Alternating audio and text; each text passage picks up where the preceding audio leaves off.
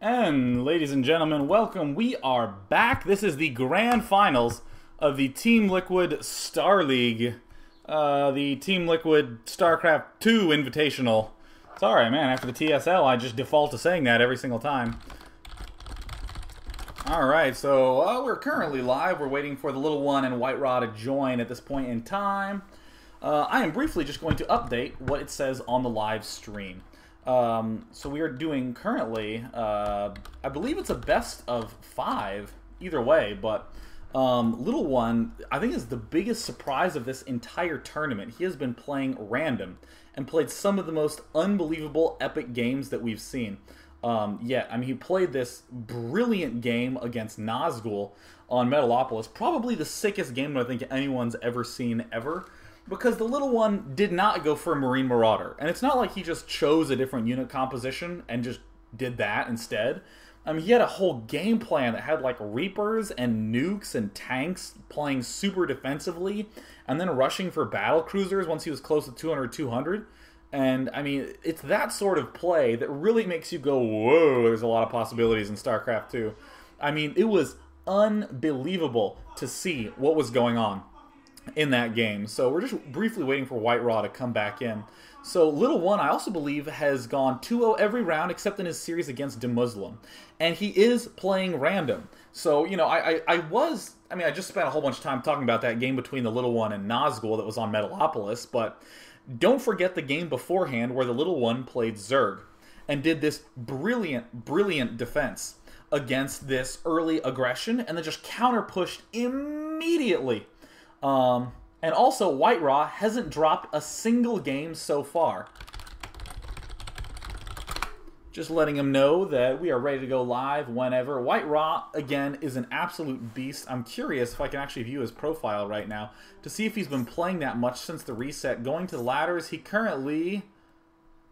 Wow, he's really tearing it up. I mean, only shaking 3 games. I mean, that's pretty tough to do. I mean, yeah, sure, other people might play more games. But, I mean, what sets a good player apart from a great player, and of course I use that phrase a lot, but one of the things is the ability to not lose. People obsess a little bit about winning, but it's the person who doesn't lose to bunker rushes, who doesn't lose to Reaper harass, who doesn't lose to someone sneaking an expansion at a gold mineral patch. That is the sort of player that is truly incredible. And as we can see, White hasn't shed a single game this entire tournament. Has only lost 3 games when he's reladdering, and of course, everyone in Europe is unbelievably good in those Platinum Leagues, like really solid, and they mass game quite a bit. So beginning the first game on Lost Temple here, and oh, of course, someone had to mention this, that Mr. Zadok is reffing this stream right now, and that is White lucky charm. He always seems to do well whenever Zadok is in fact watching the stream. So we have TheLittleOne spawning, perhaps here. No, this is White Whoops, a little bit of a screw-up with the split there. Probe's just mutinying, doing whatever it is they want. And oh, TheLittleOne playing Protoss now. I just want to state that for the record, I have seen this man play very well in Zerg vs. Protoss and in Terran vs. Protoss. And he crushed 2 very strong Terran opponents leading up to this point. So that is quite an impressive feat. I just briefly have to close this.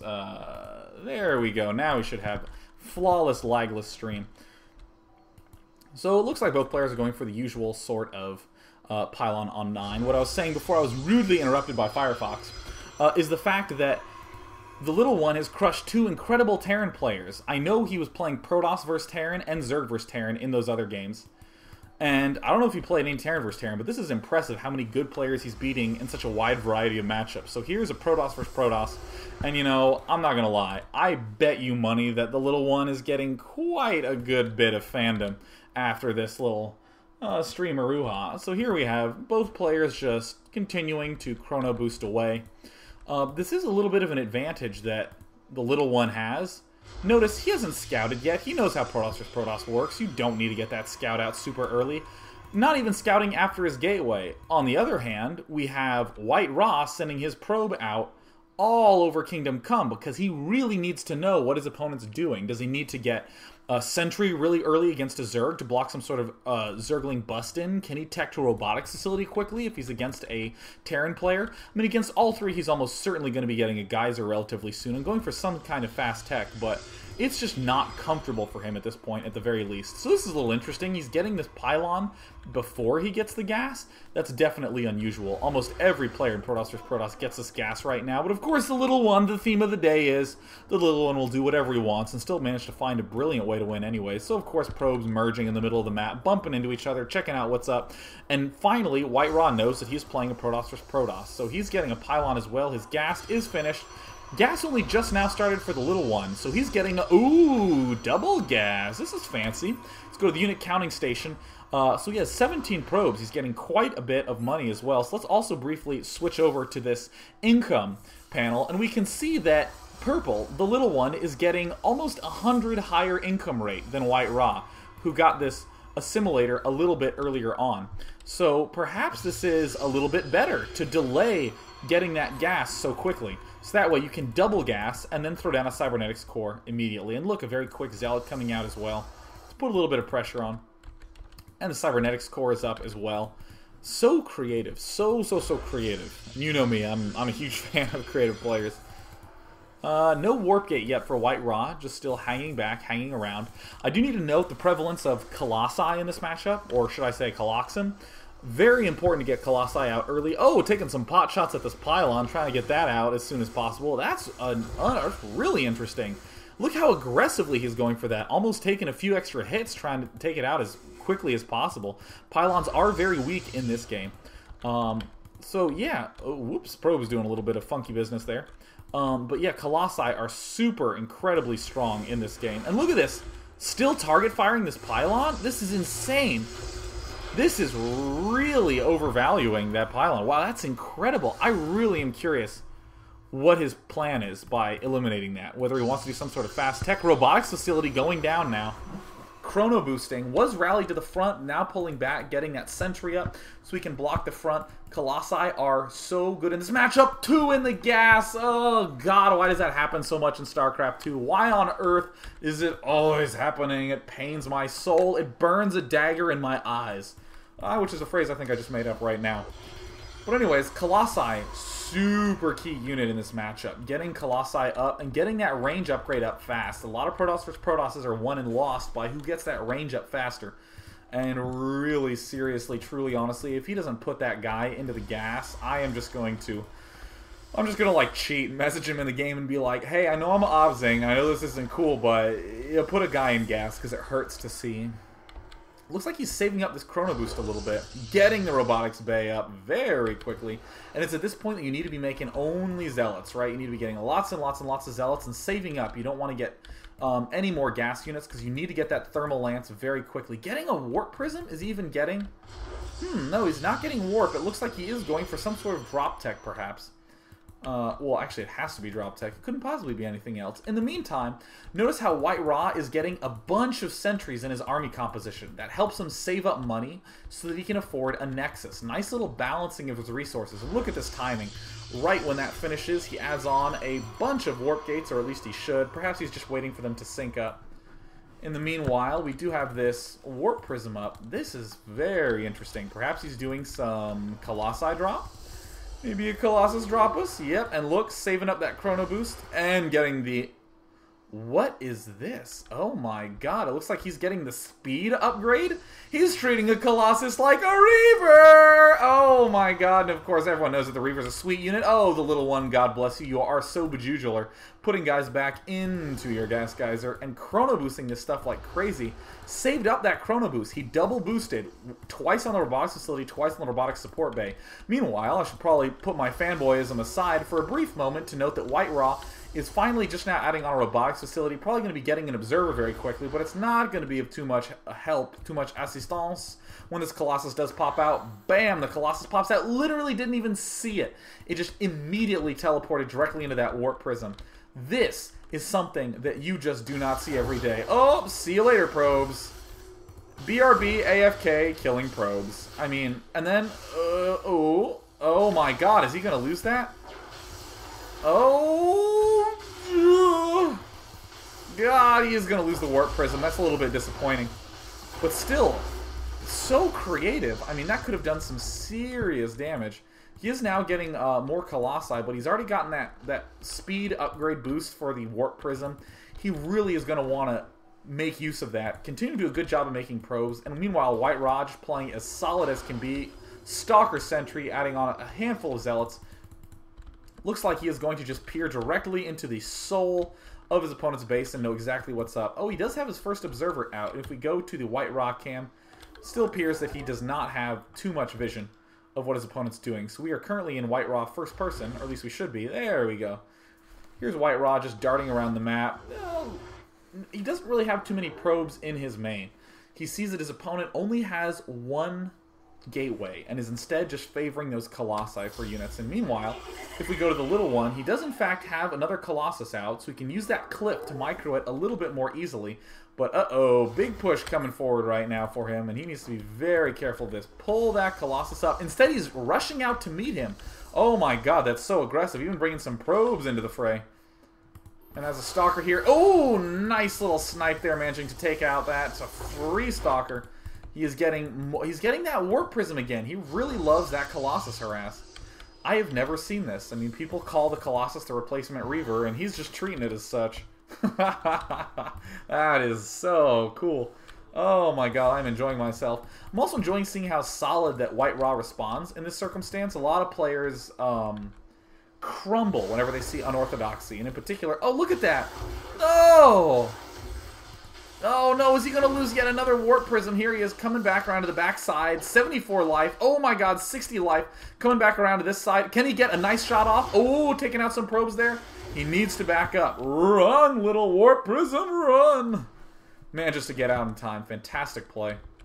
I know he can hang out here up on the high ground. Is he getting that Thermal Lance? Oh, yes, indeed. He needs to be adding on more Assimilators if he wants to be able to keep up this harass. In the meantime, we do see this brilliant technique by White Raw, a Warp Prism with 2 Immortals in it. It's an incredibly easy way to deal with someone who's getting a bunch of Colossi when you don't have them. And look at this food differential. 180 for White Raw, 80 for White Raw, and 83 for the little one. That's very cute. And look here, landing. Oh my god, is he going to take out the Robotics Bay? Trying to do some harassment right here. Would probably be better off shooting at some buildings here. And where is that Warp Prism? Oh my god, and you know what I'm noticing. Alright, manages to repel it, but let me just click on the little one. Look at this. Virtually no hotkeys.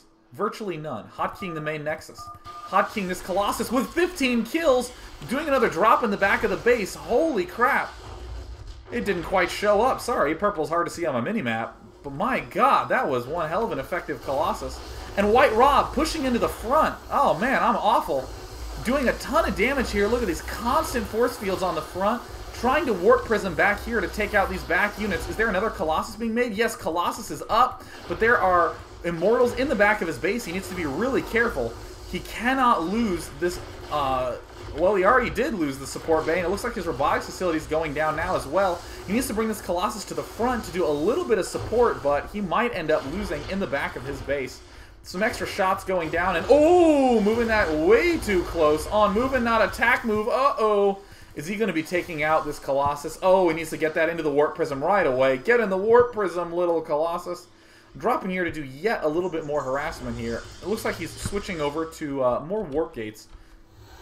Meanwhile, down in White Raw's base, White Raw is still kind of hurting on the probe count. Oh, never mind. Look at that expansion. Continuing to do drop tech in the back of the base here. Some nice Zealot action. Oh, manages to pull right back up. Look at that instant reload. Oh, no. Is he going to lose that Warp Prism? That would really shut down his ability to harass. And oh, 2 wasted force fields. How unfortunate. Continuing to make the Immortals and rallying a lot of his guys to his expansion. This Immortal Prism harass is genius. It is so effective against these outlying pylons. Sure, you can shoot a probe here and there, but really it's the probes. Excuse me, the pylons. But oh my god, it's just not nearly going to be enough. Trying to micro this a little bit, but it is not happening. This cannot be good. Doing more damage at the back. This poor Colossus is the only thing keeping the little one in this game. And despite having a brilliant strategy, good game, he types out. And we already have White Rock continuing his reputation of not shaking a single game in this entire series. But, you know, don't count the little one out. I mean, that was already a brilliant opening that he did. I mean, if he had been a little bit more careful with that shuttle, he could have done some serious damage. I mean, who'd have thought Colossus... yeah, using a Colossus with a Warp Prism, that is ingenious. I absolutely love that play. So right now, White Ra is currently up 1-0. I eagerly await being invited into the next match. And when I do that, I think I am also going to check the Little One's record and see if I can get any information about him, because he is ISP Radio. He was about an A- level Protoss player in StarCraft 1, who was known for having really creative strategies, and apparently that has carried over quite well. So I eagerly await being invited into the finals match once again. Apparently, yeah, looks like he has been using Colossus Drop recently. He used it in the round of 8. Sweet. So you guys can check out more replays from it later on. And we're now getting a chance to join this right here. And great, I am currently in the game, and we are ready to go. Whoopsie daisies, knocking everything off my desk. Good luck, have fun. Is this best of 3? I actually don't know. Best of 5, as anticipated. And here we are, coming up into Game 2 on Scrap Station. So something that's interesting to note is the psychology of the best of 5, how important it is to win the first game. If you can win the first game, then you're already at a huge psychological advantage. So, I mean, at this state, White Ra has not shaken a single game. Coming up right now, he is still undefeated. And, I mean, if the Little One wins this game, and they're back to even, White Ra's still thinking, well, alright, cool, I mean, you know, whatever, I can come back and win the you know, Game 3. That's fine. You know, I already won Game 1, so he's feeling relaxed, but... a less than optimal split right there. But yeah, if you can manage to win the first game... Actually, let's just think about the Little One's perspective on this. He lost Game 1, so if he wins this, he kind of gets that... Oh, okay, I mean, we're back to even now, and then it's a best of 3. You know, it's kind of difficult to be able to... Let me finish that thought. It's difficult to be able to really get the momentum after losing the first game. Only way you can get it really strong back in your court is if you can win games 2 and 3 and be up 2-1. And it turns out White Ra is saying, I do not care what race you are getting proxied, sir. And it appears that this Overlord is going to take way too long before it spots anything that's up.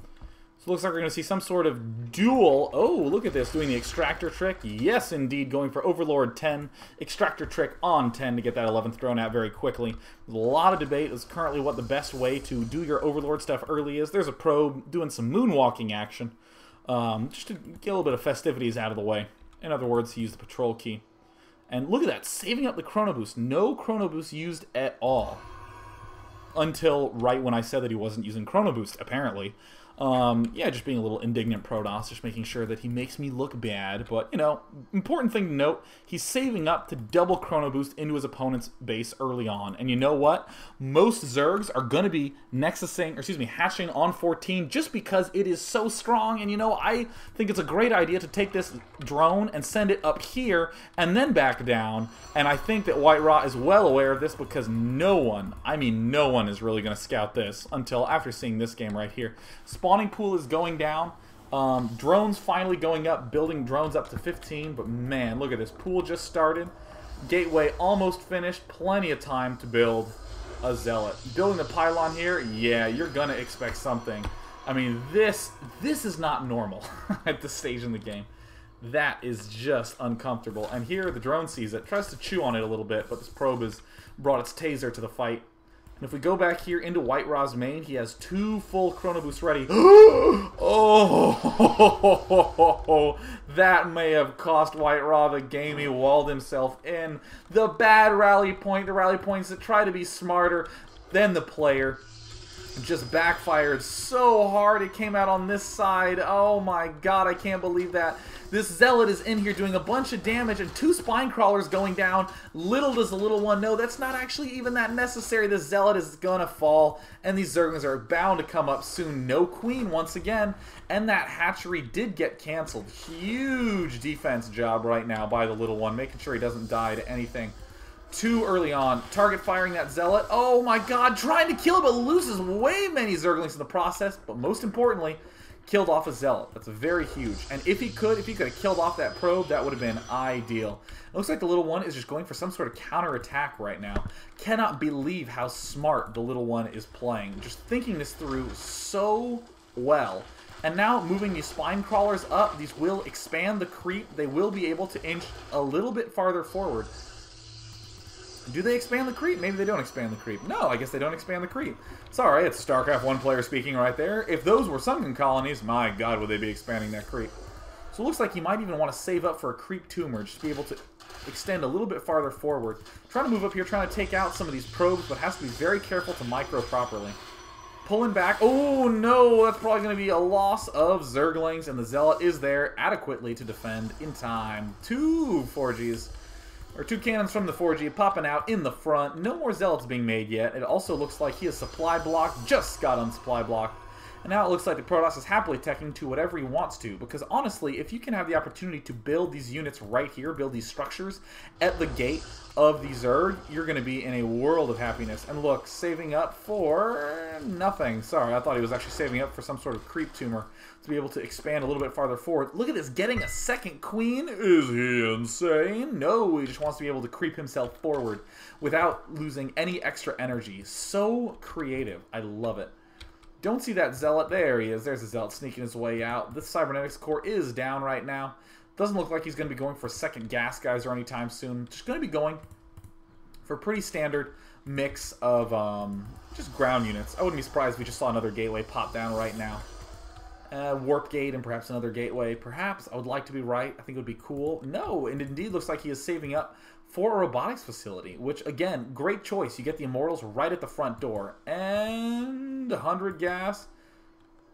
Throwing down the robotics facility, getting ready to get those Immortals up. There is the creep tumor, allowing him to inch ever so slightly forward. To do that good old spine crawler poison dart. Look at him, the good old poke. We have two queens here. This is so creative. Baneling Nest going for the early structure bust. And getting that double gas up very early. Has the two queens there for defense. Continuing to inch forward. Creep tumor not too far away from the other creep tumor, but still, it's where he wants it. He needs to expand that creep as fast as possible. And look, poke, poke, poke. Excellent. Awesome. Doing bonus damage. Yes, craning his neck, doing the giraffe attack. Now, these Zerglings are still in this base. Oh my god, they're Banelings! Oh my god, they're Banelings! Oh my god! Oh! Oh! Oh my god, I can't believe. Look at that. Oh, how's that? How did that happen? How did he not kill something more? That's unfair. That's downright brutal. Oh man, they need a up Baneling so they actually do 41 damage instead of 35. That way they can take out probes in one shot. But seriously, that was some pretty sick harassment. Oh my god, that could have been huge if he had taken them out. That could have been enormous. He does have the robotics facility up, but no roaches anywhere in sight. The layer's now up. He's getting a spire. Because let me tell you something, if you get a Mutalisk in here, it is going to be curtains. Unfortunately, though, oh, look at this. Getting a Nidus network as well. Okay, good. He's making more Zerglings. He has that defense up. He's getting that spine crawler, third one, planted right there because the Immortals can kill the spine crawlers so incredibly quickly. And here the Immortals are getting ready to get in position. 4 cannons up. Going to be impossible to bust that. It looks like the little one is planning on doing a Nidus network over here and has just had such excellent focus. Keep in mind that because this queen is still alive, because he's had 2 queens, this transfusion can be used to keep these spine crawlers alive for an incredibly long time. This Nidus network is almost up, and almost indubitably we're going to see that Nidus worm. Oh my god, we're going to hear the scream soon. Nidus worm is in the process of making. He's going to load up those Banelings. He has a ton of Zerglings here for the extra defense. Doing a beautiful job of spending all of his money. And look, the rush comes forward a little bit. No, backs up. And here comes the scream. There is the most terrifying thing for the Protoss. Oh my god. 4 Banelings in there. Big push at the front, trying to move forward. Has he remembered the transfusion? No, he has not. It looks like he is going to be able to bust in here so easily unless he can do something about it. Banelings in the back of Protoss's base. I can't wait to see if he'll be able to use them effectively. Try to do some micro. Another transfusion. Beautiful. Has the Mutalisks out. Oh my god. The Banelings killed. Oh, every single probe is dead. Look at this. 4 probes. Trying to do some micro here, but look at this. Target firing the layer. Oh my god. Trading bases. What an epic game, too. This Mutalisk is trying to wail on those Immortals, but it is just not going to be good enough. He's chrono boosting to try to get a Stalker out in time. More Zerglings coming out. Uh-oh, one Zealot's going to fall. Can he possibly get more Mutalisks out in time? This Queen is back here, going to dart forward, and the layer falls down. The little one will be revealed. One cannon being made in the back of White Raw's base. Excellent defense there. Trying to take out these Immortals, somehow keep his units alive. And look at this, attacking with his drones and his Queens. Brilliant if he can manage to take that one out. Target firing the Spire. There's one... there's 2 Stalkers en route right now, and this cannon did finish, but there are just way too many drones. This insane micro battle. Now, White Raw does not have enough money to expand, but the little one does. He can expand right here. He can sack all these structures, and it looks like he's going to. It looks like he's just going to come back here, take these out. Is this happening? Is this real? Am I dreaming? Is my stream still up? That's the good question right now. We have 6,000 viewers seeing seriously one of the awesomest games I've ever seen, and I literally was saying that an hour ago when I was watching Nazgul versus the Little One. Oh, the Little One, how you make the games good. Oh my god, he's expanding here. Oh, a little bit dangerous, but seriously, he is in a surprisingly good position. I'm just going to go to the unit counting station. No drones, or excuse me, no probes at all, and you know what? Those Broodlings are doing a lot more damage than I think White Raw wants them to. I mean, when this thing goes down, if it can actually target fire this... Oh my god, the Immortal falls to some of these Broodlings! Oh my god, the extra bonus. White Raw. Oh my god. Oh my god. Oh my god, look, this is almost done. These Mutalisks are almost done killing this off. They can do this damage, they can finish it off, and then he can do a transfusion to keep that alive. Oh my god! This is unbelievable. Oh, I can't believe this. I do not believe this. These structures are going to slowly die without any creep. Continuing to micro a little bit. White Raw has 4 food. He just has this Stalker, and apparently he has a Zealot somewhere on the map. I cannot find it, though. I'm glancing about to try to see... Oh, there is the Zealot. Good game! Oh! Oh! Oh! Oh! Ken. Oh my god. You guys, did you just see that? That's what we call the good old no-hatch victory. Who needs a hatchery when you can be awesome? Oh my god. Raffle. Bejugular. Let me do the proper spelling of Bejugular, which is B-J-U-J-E-U-L-E-R. Bejugular. Rehosty. That is an absolutely unbelievable game that we got the chance to witness right there. I mean... IPS Radio, aka the Little One, he gets it, man. Let's view his profile. I guess I will add him as a friend, and then I will view him. Yeah, let's go see the Little One's profile. Let's first join this game really fast, because I definitely want to see how he has been doing with his random. I mean, he's gotten some losses, but it's interesting to see how well he stacks up against these absolute best of the best of the best players. I mean, White Raw has not shaken a single game. And, I mean, that's the first game he shakes. Good luck, have fun, good game. So I am incredibly excited to see what's going to happen on Kulas Ravine, which in my opinion is the most technical of the maps in the current pool for StarCraft 2. So definitely a lot of awesome potential to occur on this map. So once again, for any of you who are just tuning in, this is the grand finals of the TeamLiquid StarCraft 2 Invitational 16-man tournament, best players in Europe. The Little One was the only random player. Man, okay, appears whoever I end up viewing right at the start is cursed to have the worst split possible. But once again, this is the TeamLiquid.net StarCraft 2 Invitational Tournament. I am Sean, Day 9 Plot, doing a little bit of commentary here. I've currently been casting for about 5 hours, and of course, the fun of StarCraft 2 never stops. Some absolutely insane games. We're going to see yet another Protoss versus Protoss. Going to see if he's going to do some sort of Colossus drop coming up here. But, uh-oh, looks like the Little One's going to be the cheeser in this game. This is a really weird map because you are incredibly close to your opponent if he is in this top left position. But if you're the Little One and you're cross-map in some fashion, you know, it's a little bit harder to do some sort of effective rush. So we do, in fact, see the very early Chrono Boost doing the pylon on 10, and it looks like White Raw is doing the usual sort of scout pattern, and this is what's so brilliant about this proxy. Not only does he get to proxy gateway, but he also gets maximum vision. So he can definitely... Ooh, he's building on the high ground. You little baller. That is so cool. Meanwhile, White Raw is doing as normal of a build as you'd think. 13 gateway, probably going to be going for a 14 or 15 assimilator. There is the gateway going down there. Thank you, White Raw, for making me feel smart. Probe, oops, doing a little skedaddle-a-roo.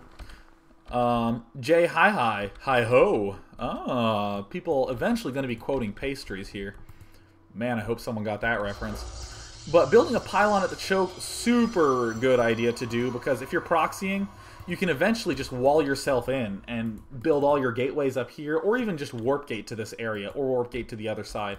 So it looks like White Raw knows that something's up. It looks like this rally point is wrong.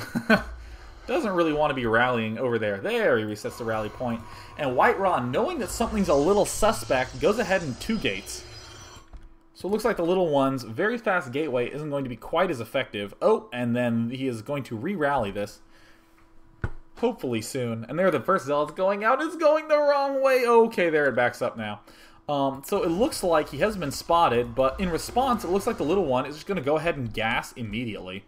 Looks like White Raw has now spotted this. White Raw is well aware of what's going on. 3 gate. Oh my goodness.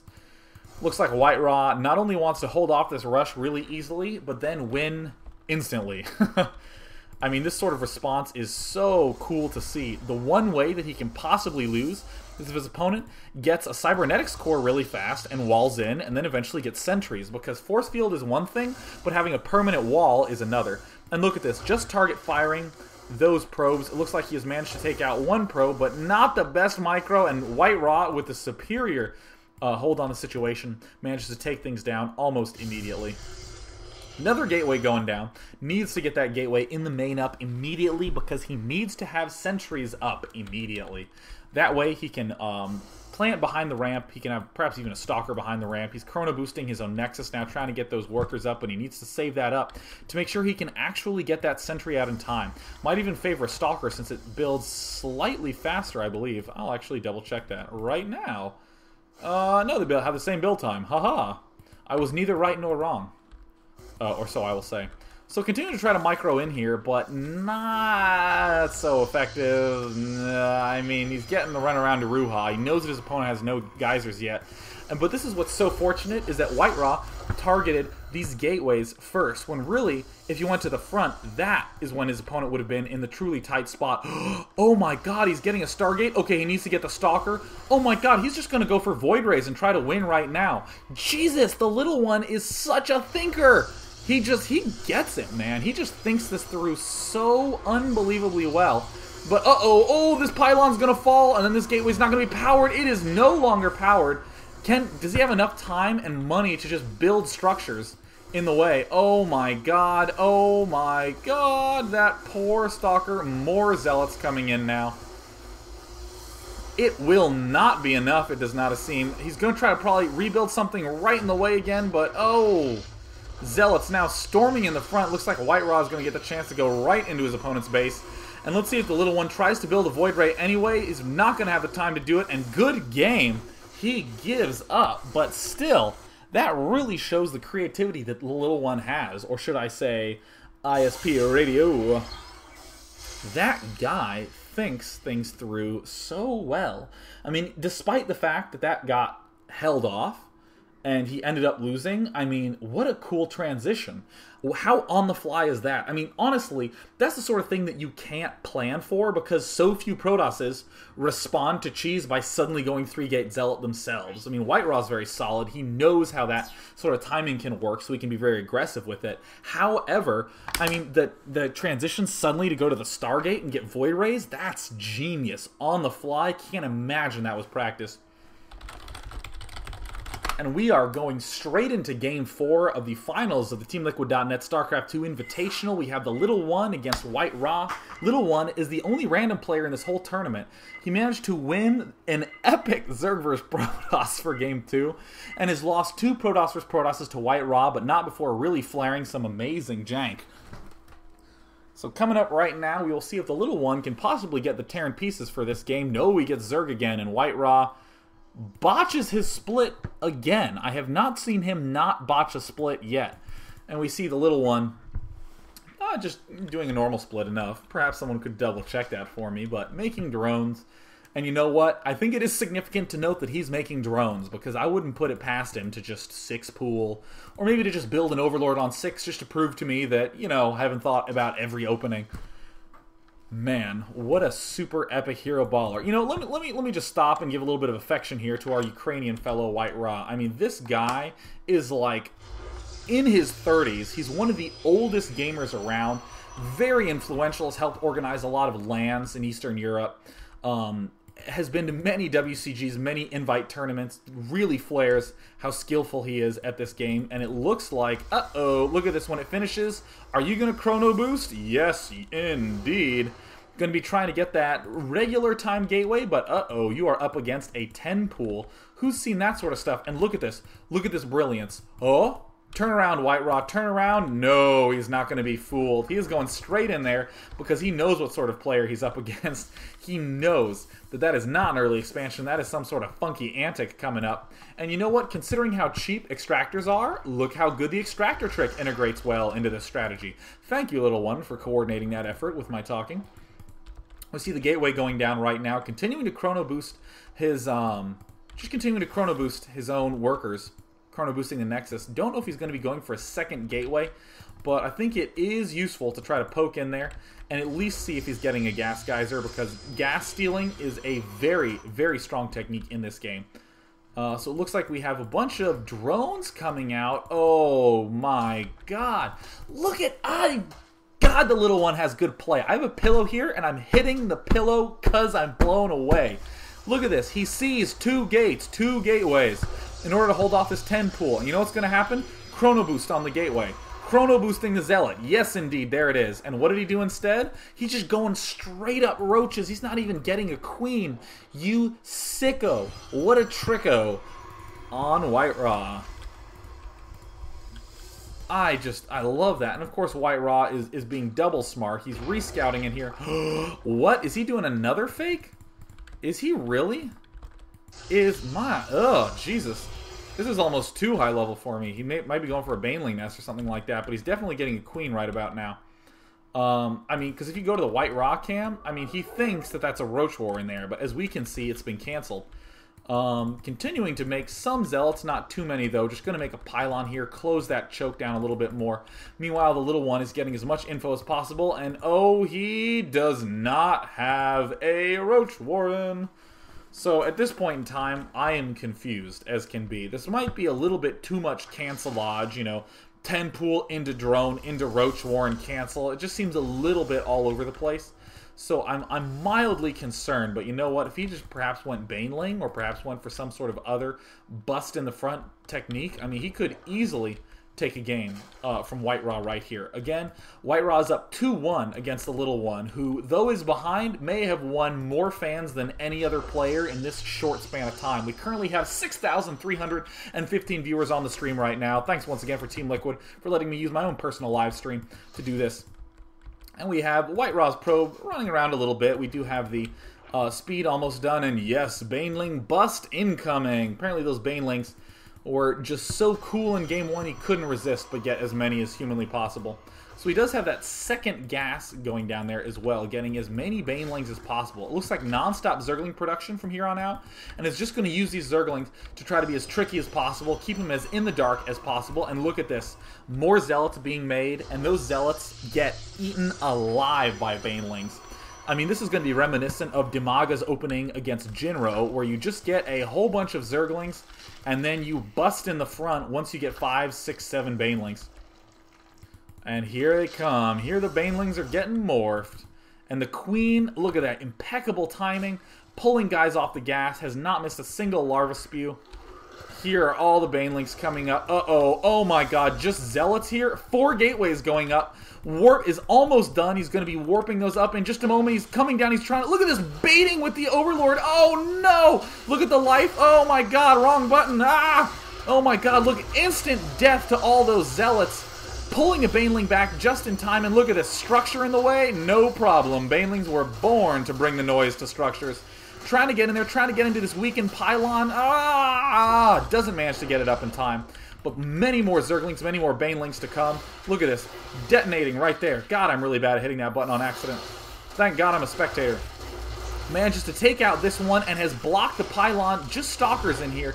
Can't really afford to make any sort of zealots. Can't afford to make sentries because they just die so fast to banelings. Here comes another baneling. Uh-oh, is it going for the worker line? I do indeed think so. And look, he target fires a baneling and takes it down. Are there more banelings being morphed? Not anywhere that I can see. And meanwhile, has not been really missing any of those extra larva boosts. If we go to the unit counting station, it looks like White Raw really not that good of an economy. Has 19 workers right now. Are there any more banelings on the way? What is the little one's follow through going to be? He might just be continuing to go mass baneling. No, he is indeed not going for that. He is adding on more workers right now, and that might spell the end for him. He is trying to get enough Zerglings to hold off this push, but this is beautiful timing by White Raw. A lot of players get freaked out and seize up when they're in White Raw situation. They say, I don't want to push until I'm safe. But not White Raw. Knows immediately that the time is now to push. He has his 4 warp gates up. Can't even quite support them, but that's okay. He can wall in and warp on the other side of them. Brilliant, brilliant positioning of these pylons. Clearly he's played against some sort of baneling transition like this before. See those Stalkers leading out in the front. The Stalkers want to be able to snipe all of those banelings, so they can't do any damage to these zealots, can't do any damage to these sentries. Is he getting any sort of upgrade? No, he's not getting the centrifugal hooks because he doesn't have a layer yet. Trying to snipe these Zerglings, manages to take one down. Poor little Zerglings. And of course he's backing up. Ooh, nice little micro there. Once again, Stalkers can kill Zerglings in 1 less hit than they used to be able to. They can kill them in 4 hits. When they used to have to do it in 5. So that is pretty significant that Stalkers have gotten that nice little boost. And trying to arrange in a reasonable pattern, but putting those light armored units at the front is a no-no. These banelings, oh, they're so excited. Look at the banelings moving in there. Goodbye. Oh, a beautiful force field. A little bit lopsided there at first, but that's okay. Manages to set it back up properly in time. White Raw trying to get more of those workers up, but surprisingly the little one is not in that bad of a shape. He's getting his hatchery up, probably going to be going for this Nidus network once again. Should probably be putting guys back in gas so he can actually afford that. He's going to just be going Zergling Baneling, getting that spine crawler up. Let's see what his transition is. A lot more units coming out for White Raw. Oops, Zerglings decide to have a mind of their own. And what is he going to be making? Is it going to be built back here? There is the Nidus network. And he needs to actually get vision of something. It looks like this is the Overlord of choice. But look at this, a Stalker already there? Oh, yes. And oh my god, Void Rays. Oh, a Void Ray. Oh my god. White Raw might be able to just walk up there, kill the Queen, and be done. Good game, end of story. Needs to make some sort of other anti-air. There is no other anti-air anywhere here. He needs to do some Overlord vomit with the creep. And here, the Nidus network is almost done. Oh my god, this is so tense. He needs to start building the Queen right now. The Void Ray is almost there. There's a second Void Ray en route. This Overlord is over here getting ready to make this extension. Here comes the Overlord. Where is it going to go? Where is it going to go? Is it going to go here into the main? I don't see it morphing yet. There's the Overlord getting ready to pop up there, but all these gateways are ready to make any units that they need to. There goes the Nidus Worm. It's going down now, and oh my god, look, he needs to build a second Queen immediately or he's going to lose this layer. Is this going to be yet another base trade? He knows that he just cannot run that Queen. He needs to be able to just kill this Void Ray as best that he can, but is he going to be able to do it in time? Well, the Nidus Worm is up, and here come the Banelings running right into the back of his base. Target firing, look at that, trying to take this out as best he can, and oh my god, he tries to split up all of his workers, but takes quite a bit of damage, and the little one says, good game, because he just cannot possibly hold off this influx of units at the front of his base. It looks like he was going to try to do some fancy junk over here, but, of course, once again, everyone in Europe is incredibly friendly. So what an epic end to the series. I mean, at the very least, the little one has given a lot of cute ideas to all the viewers in the stream of what is possible and what is not in the realm of StarCraft 2. So just to recap, White Raw is our first place winner for the day. TheLittleOne takes second. And in the third, fourth place match, we had Nazgul taking third. So that was a pretty awesome stream. We managed to hit about 6,400 viewers for this, and I have been I've been casting for like 5 hours, so I'm gonna go get some food. So hey, thanks for tuning in, everyone, and cheers.